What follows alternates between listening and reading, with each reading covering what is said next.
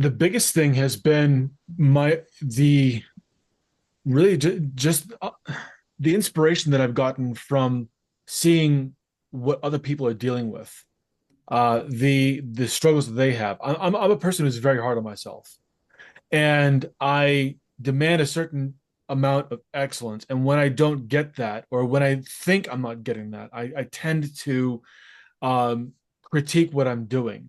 And being uncaged has kind of helped me be more gracious with myself because I see that there are other members who are dealing with a lot of the same things. They're dealing with a lot of the same mental struggles. They're dealing with a lot of the same environmental struggles where they um, are also ambitious gentlemen who come up against roadblocks, who have um, pear-shaped experiences that don't align with what they thought was going to happen. And knowing that it's not just me, it's really great because it reminds me that no, I'm not the center of the universe, thankfully.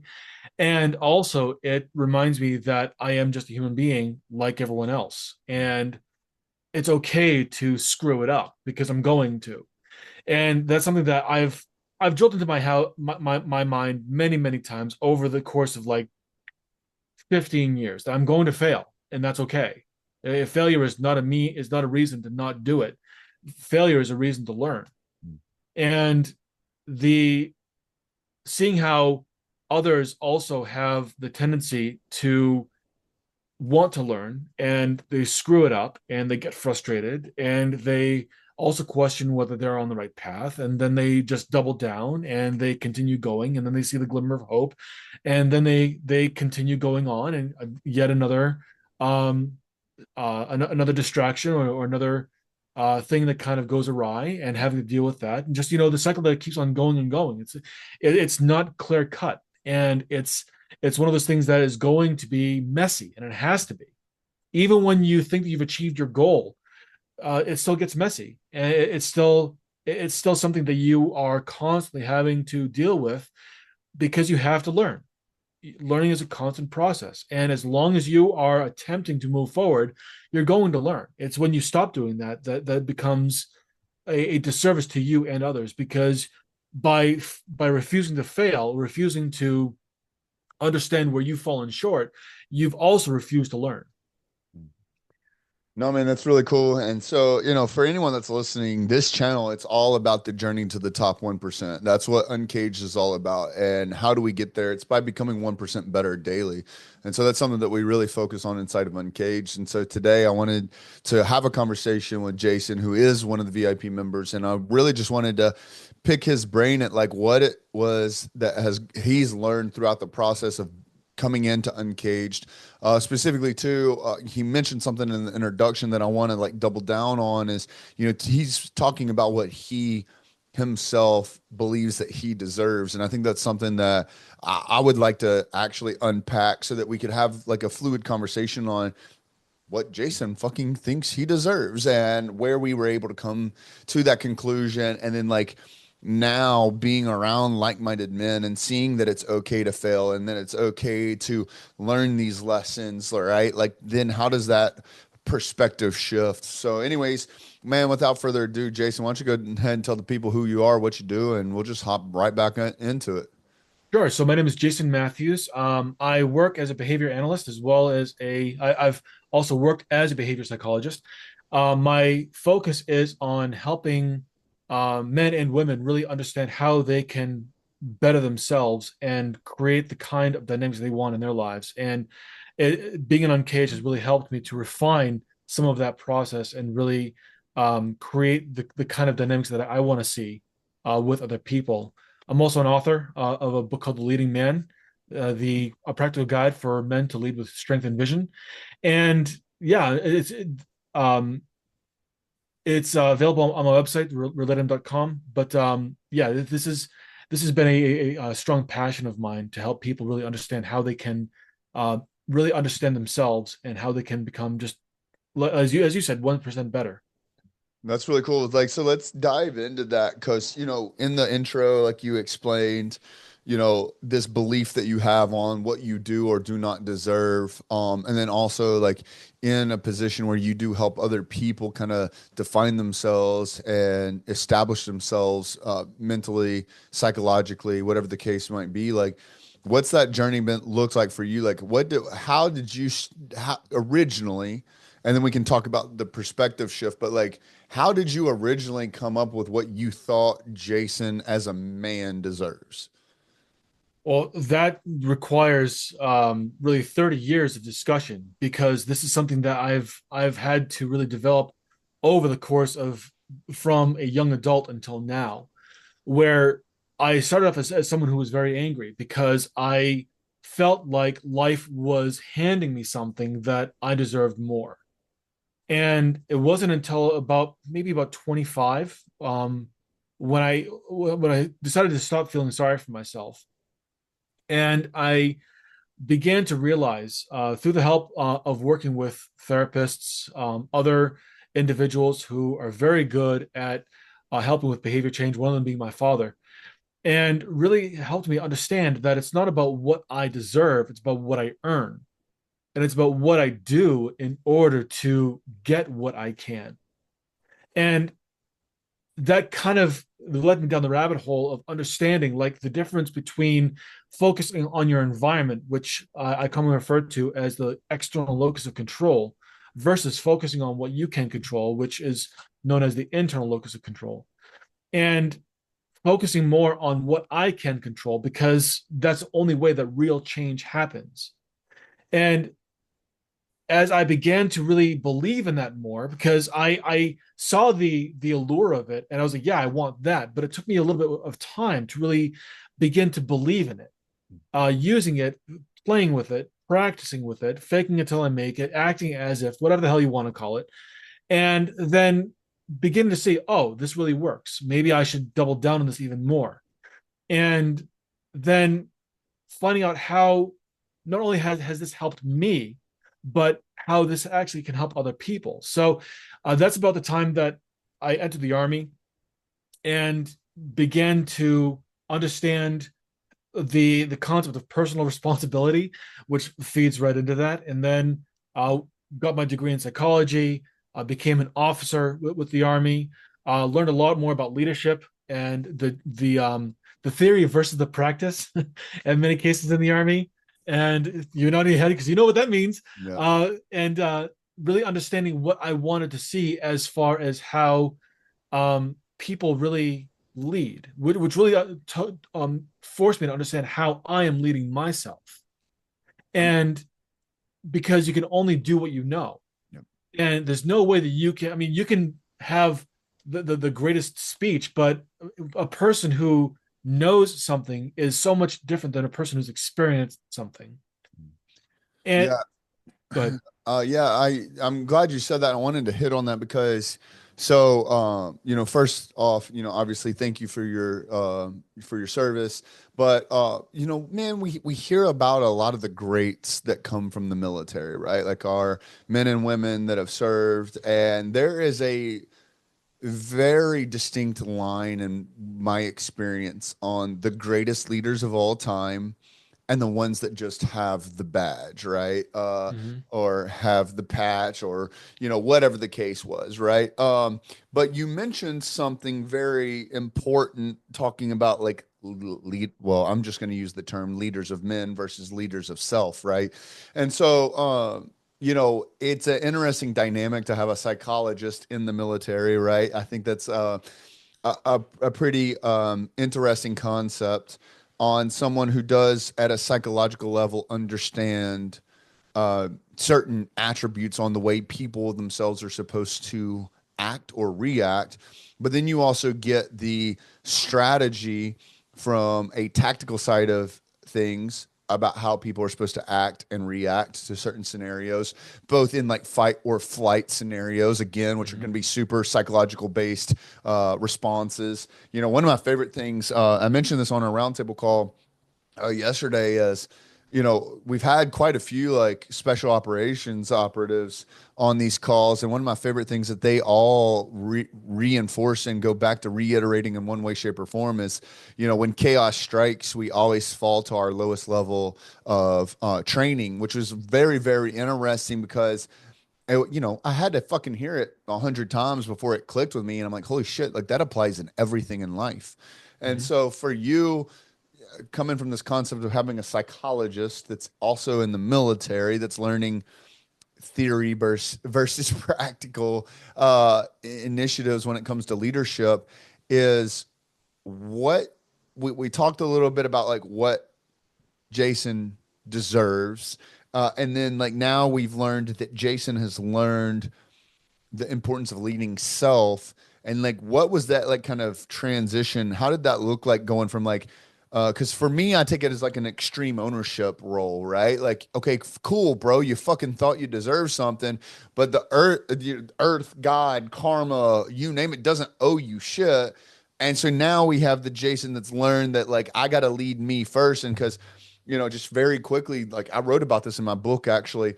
After my motorcycle wreck, I had lost a six-figure position in corporate America, and I kept wanting to walk back into that version of myself prior motorcycle wreck that deserved this six-figure, income. And when I never received that, I got very, very frustrated because then I used that as like a mirror and thought that that was like a reflection of like what I deserved. And when reality, I was in the gym when one of my buddies like kind of snatched my foot out of my ass and was like, "Bro, like, how did you get there in the first place?" I was like, "I fucking earned it, bro." And he's like, "So you can't fucking earn it again?" And I was like, "Holy shit." I was like, "You're right," And so that was kind of a reflection for me where I realized like I needed to lead myself through this like journey of like re-earning what because no one can take that away from me. Like Right. you can take my six-figure job, but you can't take my work ethic that got me that in the first place. So it was just rinse and repeat. So like let's talk a little bit about that journey from like what did Jason prior to psychology degree and the military experience think he deserved versus like what the Jason that now understands psychology, like understands leading yourself. Like, what did that kind of journey look like? Oh my God, it's night and day. So I'm laughing because when I think about the punk who was around before he actually learned a couple of things and then had to become humble, he believed that he deserved everything, that the world was his oyster and that it would bow to his will. He was the kind of person who believed that he had the right to demand whatever he wanted. And I don't think that was because of the way that I was raised, because I was raised in a um a pretty difficult home. But at the same time, there was a fire in me that really believed that I deserved things. And the more I understand myself, the more I begin to see why that was. Because I've always had this presence of confidence about me. I've always had this sense of about me that there were things that I could accomplish. But when you're young and you don't have any experience, all that you have is expectation. And the more you expect, the more you can expect to be disappointed. And I was disappointed a lot because I had a lot of expectation. So when you fast forward to everything that I've learned now, I learned that in order for you to gain anything, you have to lead yourself there. And everything, all leadership is self leadership. That is the end stop of it all. It is all self leadership because you can't be led anywhere you don't want to be led. You have to want what it is that is being offered. So in order for that to be agreed upon, you have to want it, which means that it has to be something that you are inspired to get for yourself. So you have to lead yourself there. Now, when you take into account the fact that you've or me have also done a lot of work with studying things like servant leadership, reading books on some of the greatest in psychology, Richard Boyatzis, David Goleman, people who really know about leadership. And you just decide that you're going to take it all in and understand, okay, so what is a leader really? Because if you come from an environment where people are using leadership as a way of command and control to basically say, I know what's best for you and you're going to do what I say, rather than cultivating that sense of self leadership. And then you begin exposing yourself to these concepts that leadership is a responsibility. And the authority that you get is only derived from the responsibility that you take because other people want to give you that authority. They are inspired to want to be led by you, and in so leading themselves in your direction. And by understanding that, I realize that it's not about what I expect; it's about the relationships that I create. It is about the connections that I make. It is the way in which I inspire others and how I connect with them in a way that gets them aligned with themselves wanting to lead themselves in the same direction that I'm going. And that is any book that you read on leadership, real leadership, extreme ownership, um, uh, um, primal leadership. There's one that comes to mind that is evading me. I'll send it to you later. But any kind of book really about that is going to talk about real leadership is going to say the exact same thing. That it's not about what you control people to do because you can't control anyone. It's about what you inspire them to want to get for themselves and show them how working in your direction is the best way to get that. That's so like, all right, let's have this conversation because you've studied leadership, you've studied psychology, you've seen in the military what real leadership, let's for lack of better terms, is and isn't. So, in Uncaged, one of the things that we're trying to do is cultivating a community of leaders, right? Whether and it's just becomes levels of leadership, right? Because there's some people that at first need to learn to lead self, and then there's some that can start stepping into roles with more responsibility and Mm-hmm. have more take on more risk, make themselves more open and vulnerable, so that they can lead others up to a certain point that they might be at, and then as is they are learning and growing from someone else that's leading them. So it's this value ladder of leadership, if you will, that we're kind of cultivating here. What are some of the lessons or the things that you think Uncaged is doing well or could be doing better when it comes to building this ecosystem of leaders that know how to? Because in my opinion, one of the strongest roles a leader can portray is actually knowing what their weaknesses are, Mm-hmm. and understanding that we are better collectively.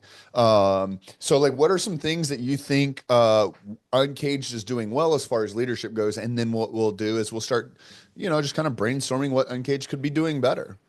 Sure. So accountability is one of the biggest pieces about understanding what leadership is and isn't. And I think that Uncaged does a really good job at helping people become more accountable for themselves. And the more accountable you become, the more responsibility you understand, or the more you understand the responsibilities that you need to take on. And leadership is all about responsibility. It is not about authority. Responsibility is taken, authority is given. And when you understand that, you understand the nature of leadership, that it's about the connections that you make and about the trust that you create with others. So I think that is one thing that Uncaged does really well is without even understanding this concept, or because you understand this concept, I'm not sure, you have created um, an arena where people can really begin to become more accountable and then understand the responsibilities they need to take on, which then becomes the leadership where they derive their leadership from. Yeah, no, I think it's been really cool because the more we've seen people get open and honest and become vulnerable and transparent about the things that they need to improve on. So that is like kind of the extreme ownership or the extreme Mm-hmm. accountability. Yep. It's built them more of a platform to be viewed as a leader from others because there's especially like, we're talking thousands of people inside the free group and hundreds of people inside the VIP group. So there's a lot of eyeballs. And when you get those many men in a room together, there's naturally going to be segmentation where people are dealing with the same shit, Like I fucking hate to say it, but like I'll get on calls with guys and they'll just be pouring their hearts out about shit that they're dealing with. And I'm just like smiling and like I'm kind of getting giddy listening to them tell their story. And if it's on a Zoom, they're like, bro, what the fuck, dog? Like I'm like genuinely upset here and you're smiling in my face. And it's crazy because I've heard the same thing over and over and over. And I see the writing on the walls that like, I hate to say it, bro. Like your story fucking sucks, but I know that you're gonna get through it because I've seen hundreds before you get through it. And what's cool is I know that once you get through it, you're gonna turn around and reach down and help someone else that is in that dark hole that you're in right now. And so it's cool because I get to see this like life cycle of these men that are dealing with shit. And so like it's cool because like you were saying, like the extreme accountability, a lot of times people think they're taking extreme accountability for themselves, as you should be and as you need to be.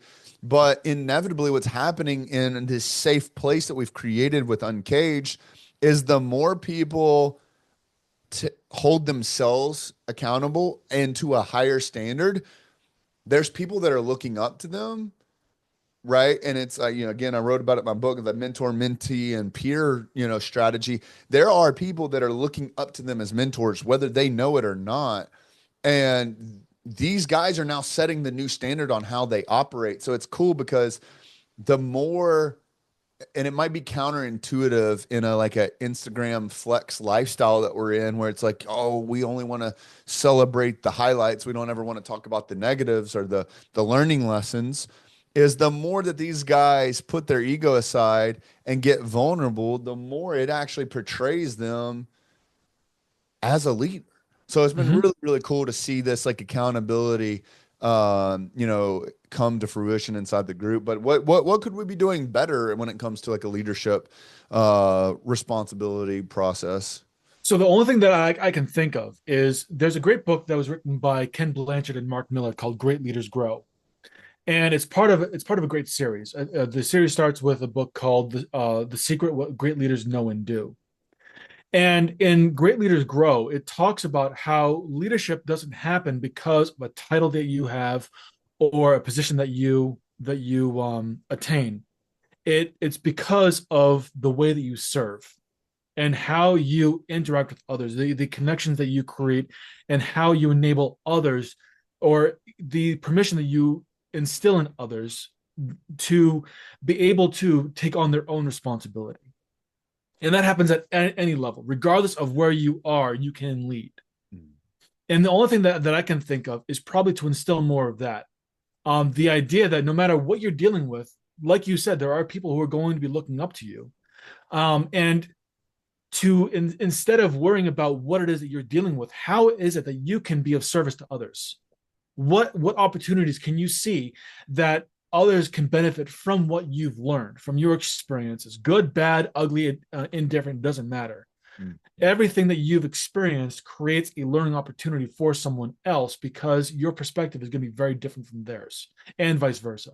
Yeah, I think the biggest bottleneck there, which is something that we're actively working on, as you know, inside of the community, is just these people that have imposter syndrome, right? Whatever that looks like. And even to your point, we see like leadership, right, as even being leadership within Uncaged, as far as like, bro, if you invited me to the free group or even got me into the VIP group and you had joined literally 24 hours prior, but I didn't know that, because you invited me into the community, I automatically put you as like an authority over me as far as just understanding what to like. So I'm going to come to you with my questions, right? Like I'm gonna be like, Jason, how do we do this? Jason, where is this? Mhm. Jason, what time are these calls? Like I instantly see you as an authority in this. So like it's even all the way down to such a minuscule level of like leadership or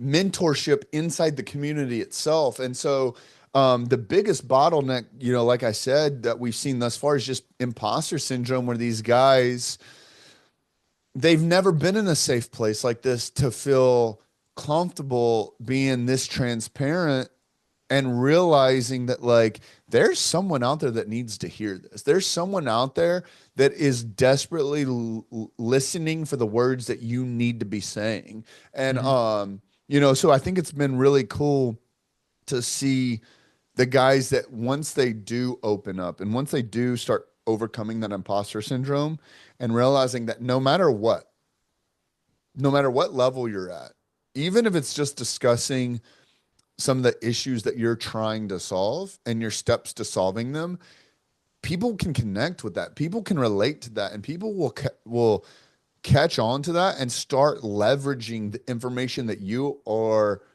discussing to either help them or someone that they care about. So it's been really cool. But I would agree with you that I think as men in general, we have to set aside that imposter syndrome and I think talk about it a little bit more because even myself to this day, imposter syndrome will kick in and I'll be like, fuck, bro, like, I'm Yeah. not there yet, or whatever the case is, or I can't speak on that topic or whatever the case is. And so it's been really, really cool to see some of the guys that have joined. And, listen, we're not expecting anyone to change their entire personality instantly, right? There's some guys that were some of the OG founding members that have been with us for, fucking 3 years now. Um, and it's like you, because we've been with them for so long, it's like one of those things like, you don't recognize how much weight you've lost or how much muscle you've gained or like your haircut or this or that because you see yourself every day. But you go and see your friend group that hasn't seen you in weeks and they're like, holy shit, you're a whole new person, right? It's kind of like that because like we've got some of the guys now that like if I'm honestly like actively having this conversation out loud, if I see who they are today versus who they were when they joined, like, bro, they used to not fucking say a peep. They were on every call. Like, they were in the group chats. They were watching. They were listening. They were flies on the wall. But, like, they hadn't built up the confidence. And it just took them dipping their toe in the water and then the whole foot. And then they kind of started walking in. And then, bro, now you would never fucking known that, 1, 2, 3 years ago, they were just this quiet little church mouse that just sat there and watched and listened. And so, I definitely think that imposter syndrome, to your point, like everyone has the ability to lead any of us at any point on something. Right. And I think that the imposter syndrome is it's just fear with excuses. Because when you boil it down, if you were to just be of service, if you were to forget about what it is you know or don't know, and you just understood that people have something that or you have something that people can learn from, or that you have value that people can really um that people can really take from what you have and grow from that. And you see it as more of just being of service rather than trying to um, display yourself as something. And I think the imposter syndrome is the belief that we have to display ourselves as something rather than just being someone who can be of service to others. And for me, that changed a lot because I used to have huge imposter syndrome.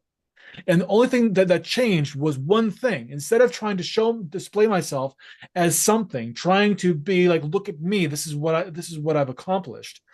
It's all about how can I serve? What can I do differently or what can I do for someone that is going to help them move the needle even incrementally, that is going to help them in some way be able to have an aha that is going to shift their perspective even just a tad bit. That I know that I've been of impact. And having that as my focus rather than the kind of person that people see me as has been way more helpful at dealing with the imposter syndrome, because I don't care how people see me. I care about how I help, how I'm able to serve. No, I can understand that. And I wanted to ask this question too, specifically, like, talking about your career and like, being a psychologist previously. Um, does that feel because we also mentioned imposter syndrome, and because I can see where this could be, honestly, like a crazy industry to be in. I joke about it all the time, right? Like, coming from a marketing background, there's a lot of marketing that I need to be doing better. And I attest that to the like the mechanic whose truck's broken down or the painter whose house needs to be painted. Like from a psychologist standpoint, do you ever find that like sometimes some of those feelings can come from like how do you go out there and teach someone else how to control their mindset when like you're wrecked in the head or whatever? And I'm not put words in your mouth, but like it's like, Mhm. fuck, bro, like I'm here trying to teach people how to like become their best self or whatever the case is. And you're like in the background, you're like, man, like like whether it be negative self-talk or whatnot, you're like, oh, I got shit in my fucking closet I need to be cleaning out too. Like what's that lifestyle like for like a psychologist or anyone that's like focused on like the more psychologically based education? The term for that is chasing perfection. And when you chase perfection, you go through analysis by paralysis. You basically become your own worst enemy the moment that you evaluate yourself against other people. Um, it's called a I'll think of the term, but basically seeing that there is a correlation between your deficiency and your lack of ability to help other people. Genetic fallacy. Um, a genetic fallacy is basically an argument where the root of the argument is false. That you have to have all your shit together in order to be able to help someone else. That's false. All you have to be is just one step ahead of the people that you are helping. Yeah, you're going to have insecurity issues. You could have huge anxiety. You could be depressed as fuck. But at the same time, knowing that you can see that where someone needs help and that you can help them, you have the ability. If you have the ability, you have the right. If you have some kind of insight that can help people, share it. Because what you're talking about is, oh, I can't do that because of what I'm not what I don't have, or I don't have all my shit together, or I'm still dealing with some things. That means that you are focusing more on yourself, on what you on your own insecurities, rather than how you can help another person. It's being self-serving versus being selfless. And people who focus on what they lack and how that is going to determine what they can share, it hamstrings them in their ability to provide value. Everyone's dealing with something. You're always going to have opportunities for improvement. The only time that you don't improve is when you die. Right. So knowing that you're going to constantly being improving, so there's no way that you can ever have it all complete. So, I'm glad we're having this conversation because it's something that like I want to, and this is what we do in Uncaged is we make sure that we look at every side of things, right? I firmly believe that there's three sides to every story. Like there is, with obviously the truth being rooted in all of it. And so like one of the biggest things from Uncaged, like there is like no fake it till you make it. We don't let people like just bullshit scam. You're not gonna. There's never even gonna be like sponsorships where you can just come and pay a pretty price and then fucking pitch your shit. And like, there's always gonna be due diligence done. We always are gonna recommend due diligence. We're very big on like research and understanding things, right? And if you're in the group chat, you fucking know. If you know, you know. But like this is an interesting conversation because there's two main topics that we talk about a lot inside Uncaged, and I'd be interested to have this conversation because it's almost like it comes across contradictory, right? To your point, I think it was like Catch Me If You Can, right? Where this gentleman is a con artist and is a professor at Brigham, or pretending to be a professor at BYU. And he finally got caught by the authorities, and they were like, "Holy shit! Like, how are you teaching?" I think it was like a psychology class he was teaching, but they're like, "How are you teaching this level course at this prestigious school with no prior training?" And he was just like, "I only had to be one chapter ahead, right?" And we've been very um, vocal about that because like, first of all, you have to learn shit, right? Like when I was consulting a very high figure client in a previous agency that I owned, this guy was like, man, I have to give out all this content for free. Like, this is all my best content. And he's like, I can't charge for that.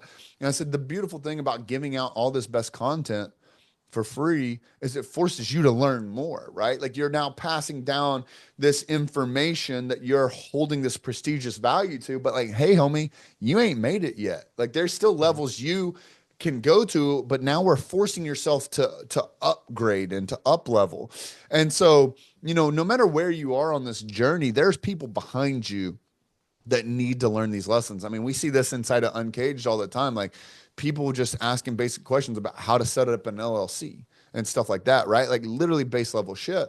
But also, like, on the flip side of that, we talk about, like, there's no way in hell I'm gonna hire a fat personal trainer, right? Like, likewise, I'm not gonna hire a skinny chef, but like, I'm not gonna hire someone that can't do what, I see it all the time too. Like, for me, my tenure comes from marketing, right? And I see these guys all the time that are like, oh, well, we can teach you how to do this. And I'm like, but you're not doing it for yourself. So I'm for sure not going to fucking hire you. So like, where do you cross that line, or how do you mitigate those two kind of polar opposites of, whereas, like, yes, you do have information to pass on. And because I'm a very firm believer, the reason I pass all my information on as much as I can is because it came from somewhere. I didn't just fucking wake up with this information. So the way I view it is, who would I be to dam up this flow of knowledge? Like, it came to me and then it will continue going through me. Like, who am I to stop that flow of knowledge? So I'm a very big proponent on passing information on, but then also, like, how do you dictate, like, when you have the ability, and maybe it comes on positioning. Maybe it comes from positioning, right? Like, maybe if you're just passing free information on, or trying to go out of your way to help someone for free, versus then trying to position yourself as this expert or this guru or whatever the case is. But like, how do you kind of, what are your thoughts on, okay, yes, you have information to share, but also, how are you out here pretending to be something that you're truly not? If I'm explaining that, So okay. yeah, I think that we're getting into kind of the crux of what a genetic fallacy really is, Okay. because, like I said, it is an argument whose root is false. And so I've actually seen this a few times inside the VIP chat, where people have been called out, because there's the belief that they don't have the experience, or they don't have the wherewithal because of what's being seen, or through social media or whatever, that they should not have the qualifications to talk about what they're talking about, which doesn't mean anything. So the one thing that is required, in order for people to really uh, provide information, regardless of experience, is trust. And Patrick Luciano, he talks about this in many of his books. Um, I think I'm saying his name wrong. Anyway, he talks about how there's a pyramid, basically, of things that have to be attained in order for a result to happen, which is the pinnacle. So the first one is trust. The second one is conflict, or yeah, conflict is a good word for it.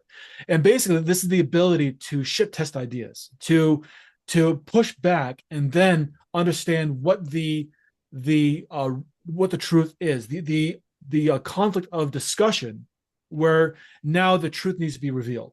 How is it that we're going to move forward?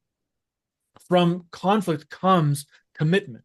So once you have agreed on something, because the conflict has now resulted in something productive, you can now commit to actually achieving that. Commitment breeds accountability. Who is going to do what, and how is that going to move things forward? What is going to be the attainment that is going to be achieved, and what are the responsibilities needed for each person, and how do we keep ourselves accountable and each other accountable in a way that keeps moving forward? And that leads to the result, the achievement of the thing. So when you think about it from that perspective, that you first need trust, then conflict, then commitment, accountability to get a result. It's notice how none of those talk about um, expertise. None of those talk about professionalism. None of those talk about the idea that you have to have a certain kind of um, of and you know what I'm trying to say. The idea that you need to have something with some kind of authority that is going to make you seem more credible than not.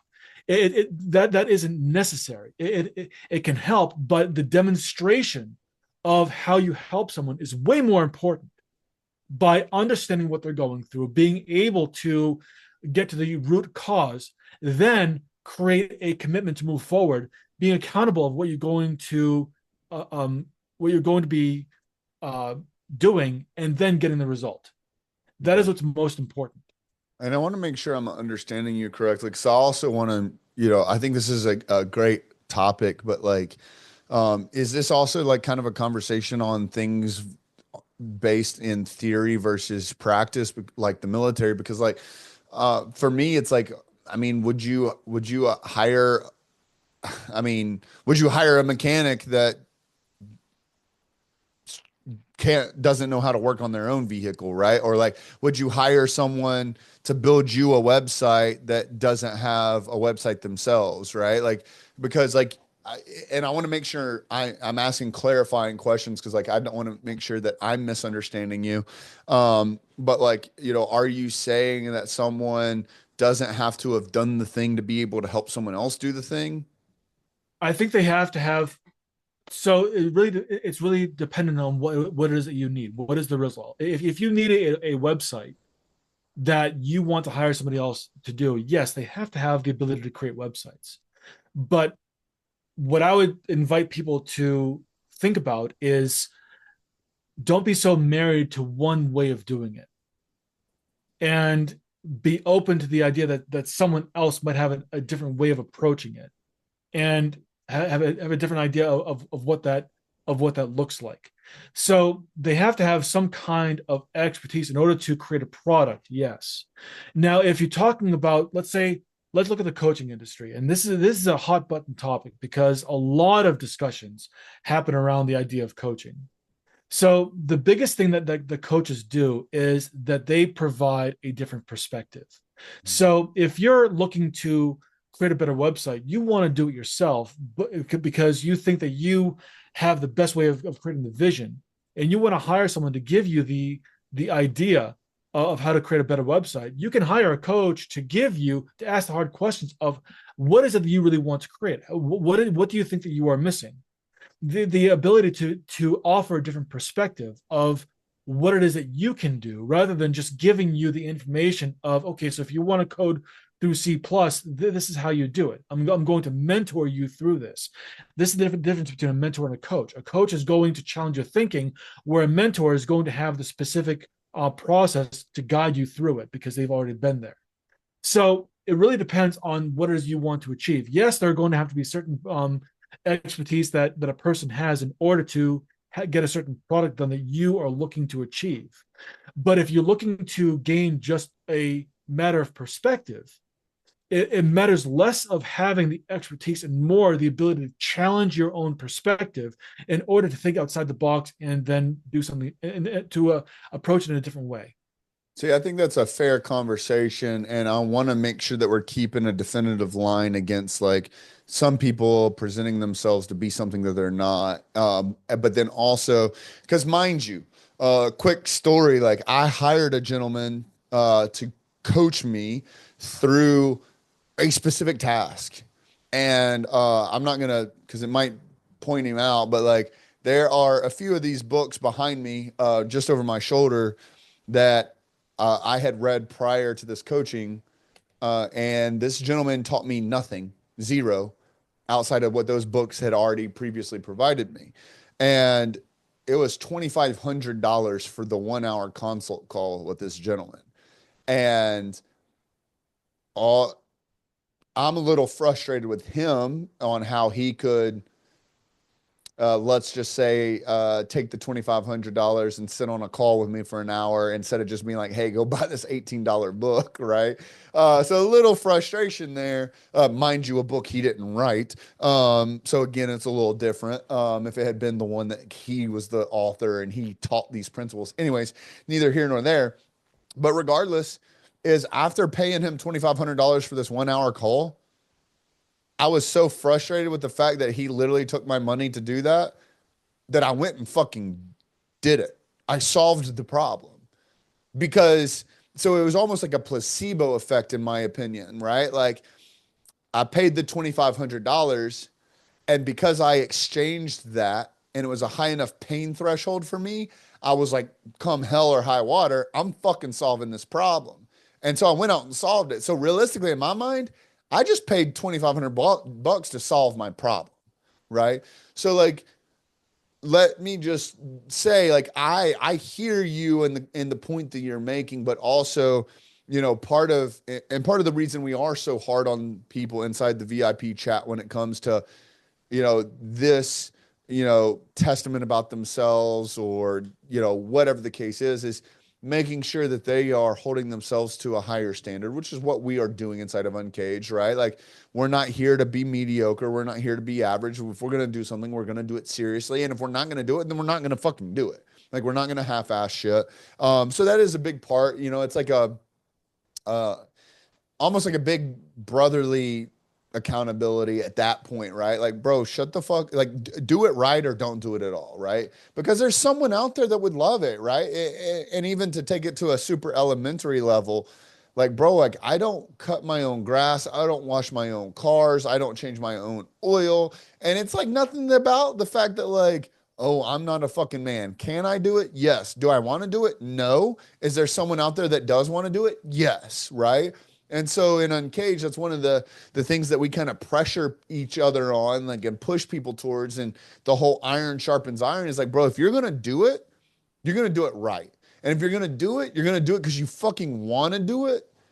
You're not just chasing these little shiny objects all over the place. So like, I do want to make sure, and also, like, I don't want to make sure I'm putting words in your mouth, but like, I want to make sure that we keep these two things separate, because like, I don't want it to seem like you're supporting people making claims that they can't back up, Oh right? no, no, Yeah, yeah. absolutely not, absolutely not. So let me put this into perspective for you. So I had a client that the relationship ran its course, which is great because I never want to keep a client longer than I have to. I had one client who was creating a program for um women over 50 who struggle with alcohol um dependency and want to get off it, women of faith. So I'm not a Christian, I'm not an alcoholic, and I'm not over 50. However, I was able to help her create a world-class program that she really loved, that was able to help people. Now, mind you, she was going to use information from like AA and Celebrate Recovery in order to do that. So I had to do my research and say, you don't want to do that because you might get sued, and you want to make sure that everything that you do is above board, because you don't want to be selling something that is offered for free on the normal website. That's unethical. So I was looking out for her, and at the same time, I was also wanting to make sure that she had a world-class program. So I was doing a lot of research with her and a lot of ways of being able to find out how to create this. So because of my understanding of leadership, my understanding of behavior, and my understanding of emotions, I was able to help her create this program that she absolutely fell in love with and that her clients absolutely loved. So this is what I'm talking about. As long as you have an expertise in something, especially leadership, that goes a long way. And it goes a long way in being able to help people in fields that you may not have an expertise in, but you can definitely help people see where the problem is and how to solve it. No, I definitely think that's fair. I mean, because at that point, you're being a service provider and providing a service to a specific Right. client that has a completely different demographic than what you do, which is that's 100% understandable there. I mean, we did the same thing with clients from when I owned my marketing agency. So I'm 100% there. I just wanted to make sure we cleared that up, just because, one of the biggest things that, I'm definitely not a fan of fake it till you make it. I understand that, like, understand like speaking things into existence and affirmations and, declarations and shit like Fuck that. that Like, shit. like I'm here, I get it, but like there's definitely like a level where I see some people that, let's just, for lack of better terms, will pretend that there's something that they're not, and will go on allowing other people to believe that they are that thing. And that's obviously something that we protect very fucking highly inside Uncaged. In fact, we've actually kicked someone out of VIP for that very reason, because, hey, bro, this ain't the group for that, dog, Right. Um, Yep. so, That's so awesome. no, man, I love it, bro. Yeah, let's just, I'd love to end with like one of your biggest takeaways you've ever taken from Uncaged and what it's meant to you. And we'll just kind of end it there. Once you're done with that, we'll just, point people on how they could find out more information about you. And let's go ahead and call it, man. I think this has been a great conversation. I agree. This has been great. I really enjoyed this. My biggest takeaway actually happened when I first joined Uncaged, doing the 30-day challenge and really putting things into perspective. The Ikigai, I think, was the thing that really helped the most. I've done timeline exercises before, so that was really easy. The Ikigai, really being able to put it down, like I knew it conceptually, but seeing it on paper, Mhm. it was like, well, shit, this is, now I have no choice. I have to do Yeah. this because now I actually see it. And once you see something and you are once you see something and you are a self-driven individual, it's impossible to do nothing. It's impossible just to sit on it. So, and I'm very guilty of that, where I saw it and I couldn't sit on it. It's like, okay, well, I guess this is where I have to go now. And then just, pounding it out, just getting it done. And that's why I was able to get the leading man published and done so well, which I am so proud of myself for doing. My ability to do that. I felt like I was a friggin' rock star when I finished that. It was awesome. That's awesome, man. I'm looking forward to reading it. I know it's queued up. I've got like 3 books in front of it, but I'm excited. So I appreciate you for sending that over. Yeah, how can anyone that's listening to this find you, follow you, and learn more about you? The easiest way is to go to my website, relatum.com. I'll give you the link so that we can put that in the notes. There you can actually look at my book. You can get a hold of, you can take the personality profile test that I have, which actually relates to the book. And then you can also get a hold of me. That's awesome, man. Well, Jason, I appreciate you so much. If you got anything out of this podcast, please like, share, subscribe. This is information that we're trying to get out there. If you've understood the Uncaged movement up to this point, it's how do we get information like this to as many men as possible. So thank you guys so much, and we'll see you on the next one. Peace.